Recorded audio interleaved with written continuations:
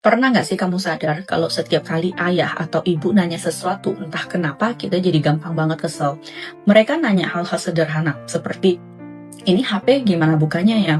Atau kenapa transfer banknya kok gagal? Lucunya kalau yang nanya orang lain, kita bisa senyum, bahkan jelasin sampai 10 kali tanpa marah.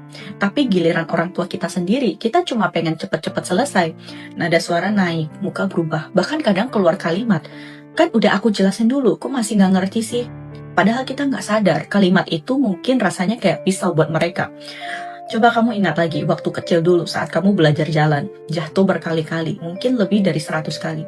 Tapi pernah nggak mereka bilang, kok kamu nggak bisa-bisa sih jalannya? Atau waktu kamu belajar nulis, tulisan miring kemana-mana setahun penuh.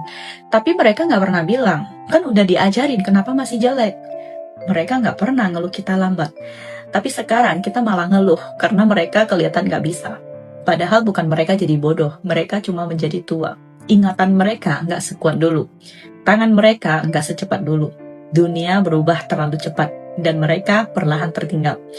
Yang kita nggak sadari, pertanyaan mereka ke kita itu sebenarnya udah semakin sedikit. Dan mungkin pertanyaan-pertanyaan itu adalah cara mereka bertahan. Cara mereka bilang, aku masih mau ngerti duniamu. Tapi kita keburu kesel. Kita pasang muka kita, kasih sisi paling nggak sabar ke orang yang paling sayang sama kita. Hidup itu cuma beberapa puluh tahun, dan waktu kita bersama orang tua jauh lebih singkat dari yang kita kira.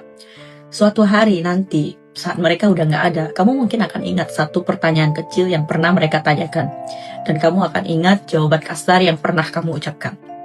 Sayangnya, di saat itu penyesalan udah nggak ada gunanya. Jadi, lain kali kalau ayah atau ibu bertanya, jangan langsung kesel, jangan langsung marah. Tarik napas sebentar. Bayangkan mereka dulu saat menggenggam tanganmu dan mengajarimu berjalan, mengajarimu bicara. Karena kekuatan yang sebenarnya bukan seberapa sopan kita ke orang luar, tapi seberapa sabar dan lembut kita ke orang tua kita sendiri. Ingat, hari di mana mereka masih bisa bertanya padamu, itu nggak akan selamanya ada. Jangan tunggu sampai hari itu datang dan kamu menangis sambil berkata, seandainya dulu aku lebih sabar.